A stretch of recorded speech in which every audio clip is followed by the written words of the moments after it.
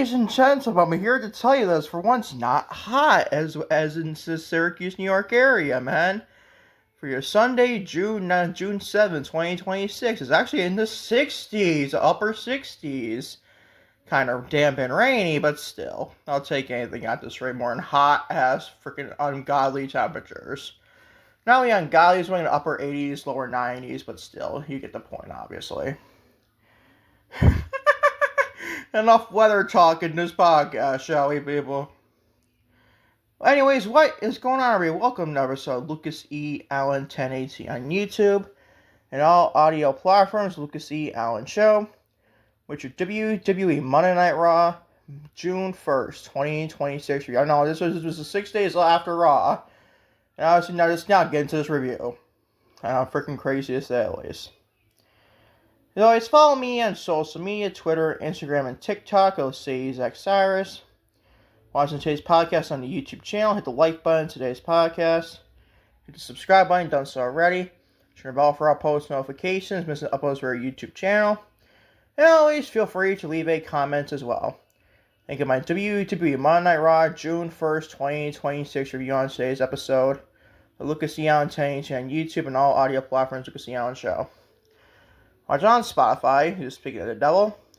Also, hit us leaving a comment. And also a 5-star rating, be very nice as well, to say the least. So we get into Monday Night Raw, people. This show is not the best, honestly. I think it was an overall show grade, not a very good grade at all. Freaking boring. The crowd really saved the show from being like a big fat C and lower. Man, they probably spoiled the grade, but still. But this Raw was freaking boring. Not in like anything interesting minus the main event with Seth Rollins and Bron Breakker that was good or even great on the show. And I guess the fail for Oba Femi and Solo Sikoa and company there was okay, I guess. Everything on this show just seems so freaking just missable. Like, especially the opening segment, Jacob Fatu now acknowledging Roman Reigns. And 2.0 Bloodline, yet again, OG Bloodline, you got this time with minus Sami Zayn, you got Jacob Fatu or Solo Sikoa, one minus him as well. Let's go right now. So Raw opened up with a video recapping Clash in Italy before we went live in the backstage for our rival, the Usos and Roman Reigns. The Reigns defend WWE World Heavyweight Champion. He went right to the ring to kick off the show, and this obviously this afternoon, for Monday afternoon, maybe as always, or not always, but still that Clash in Italy. An Italian crowd, obviously. The crowd chanted and sang for a long time before Reigns finally spoke about a 13-minute mark of the show, which is fucking ridiculous if you ask me. Reigns called out Jacob Fatu so he could acknowledge Reigns as his tribal chief, which he agreed to before the match on Sunday. Fatu came out and Reigns said that he knew what time it was. Jay tried to get cute, and Fatu stared him dead in the eye until Reigns diverted his attention again. Fatu posed with them to end the segment. A big fat fucking C.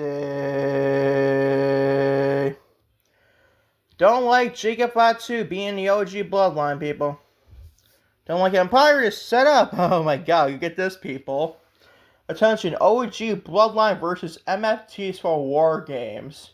I know it's obviously only June, it's only War Games not until November. But it says something, what else is in the show that's going to be so okay for War Games?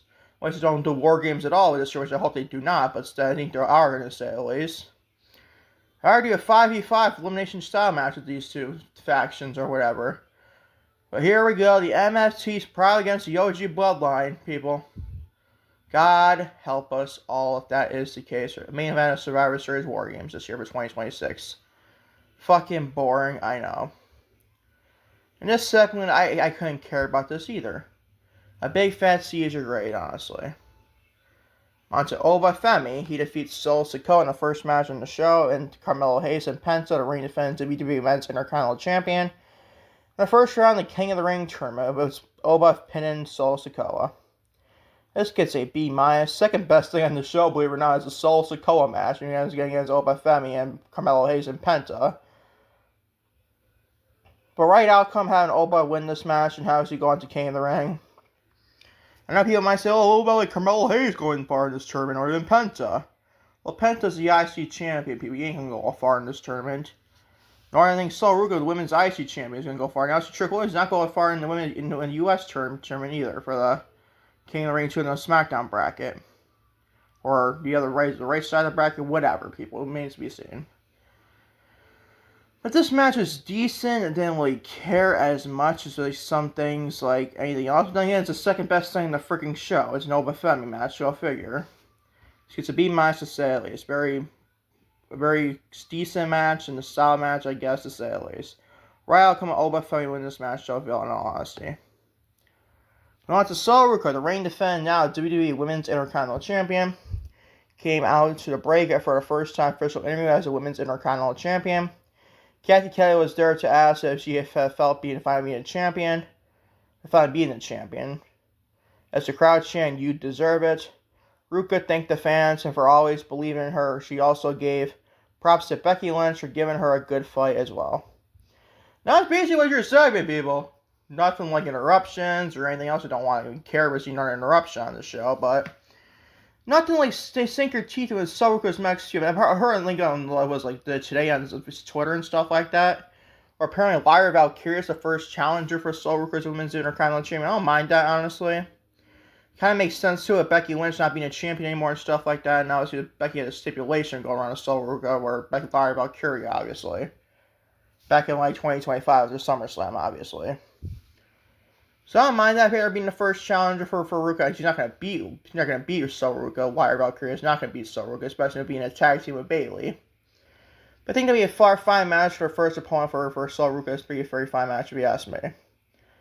But after this, nothing else to sink your teeth into. Gave it a C+ in all honesty. On to Rey Mysterio and Dragon Lee. They defeated the LWO guys there, to say at least. Defeat Ethan Page and Rusev in a freaking boring ass who fucking cares match. Like, really, who fucking cares? I originally had this getting a C+, but I'm just going to go to big fat C.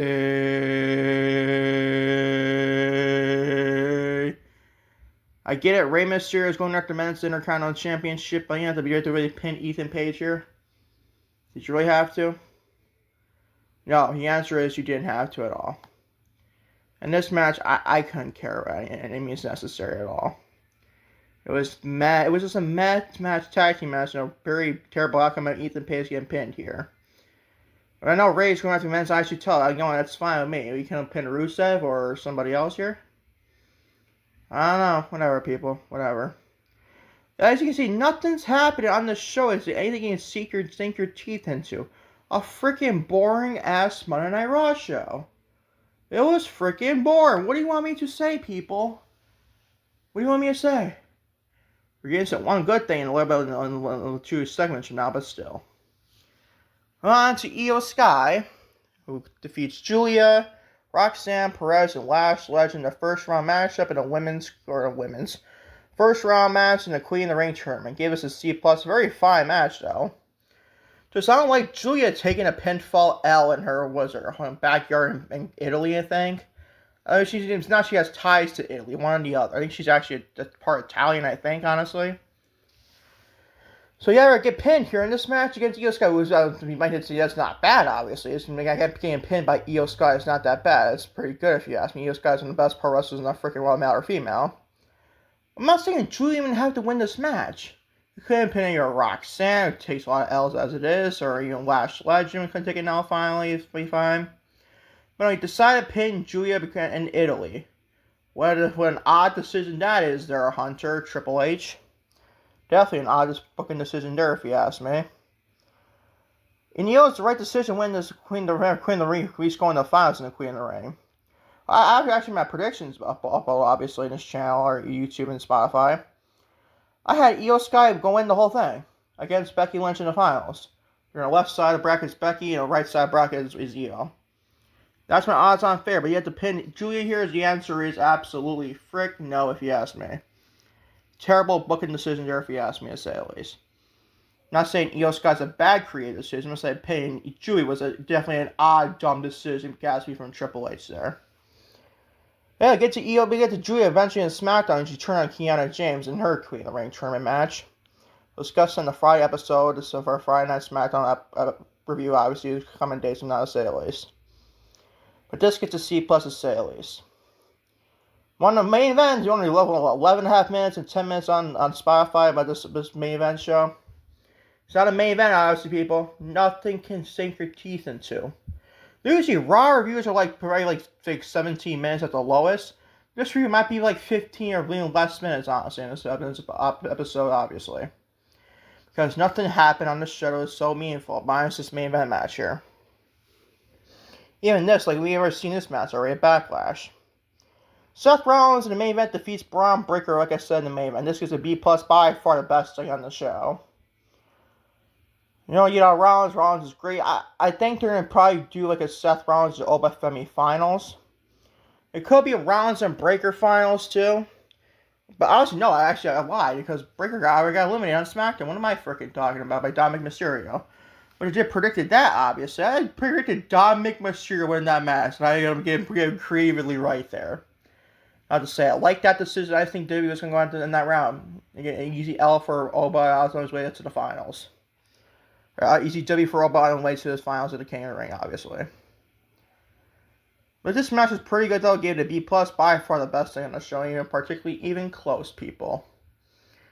Oba Femi's match is pretty decent with Solo Sikoa, Carmelo Hayes, and Penta, but still. Nothing else that can you sink your teeth into, people. This is the only major good thing on the show is Seth Rollins and Bron Breakker Part 2. That's not really the Part 2. We just seen who will be the Part 3 got this right, including NXT for World Heavyweight Title Championship a couple of years ago. But this match is pretty good, gave it a B+, by far the best thing on the show, if you ask me. As the overall show grade for Monday Night Raw, June 1st, 2026, is a C+. Not a very good episode of Monday Night Raw, if you ask me. The crowd made this show be better than it usually was. Because the crowd really saved this show from being like a big fat C, honestly. That's how great this crowd was. Obviously in international Italy, get that Turin, Italy, and stuff like that. But this show the creative show was not very creative, if you ask me. Kind of a boring episode of Monday Night Raw, if you ask me to say the least. As your show grades a C+. Monday Night Raw, June 1st of 2026. Now, a great show following our mid PLE and Clash in Italy, if you ask me. So overall show grades a C+. That is your WWE Monday Night Raw, June 1st, 2026 review on today's episode. Or this might probably another episode come out later today with a Dynamite review. But for now, this is the very first episode of Lucas Allen 1080 on YouTube and Spotify Lucas Allen show for today. Thank you all for watching Lucas Allen 1080 on YouTube and all audio platforms. Lucas Allen show. It's Monday Night Raw for Monday afternoon Raw, if you ask me. The time I was recording at that point was 2 o'clock this show took place on Monday afternoon. If you're Monday Night Raw or Monday afternoon Raw, we're going to name it if you're June 1st, 2026 review on today's episode of Lucas Allen 1080 on YouTube and all audio platforms Lucas Allen show. And like I said, hopefully, knock on wood, knock on my laptop, but still, you can get your AEW Dynamite June 3rd, 2026 review out later today on this YouTube channel, Lucas Allen 1080 and all audio platforms Lucas Allen show. And always, until next time, I trust definitely next time, everybody. Peace, everybody. I'm out here. Love y'all, big time, and say at least.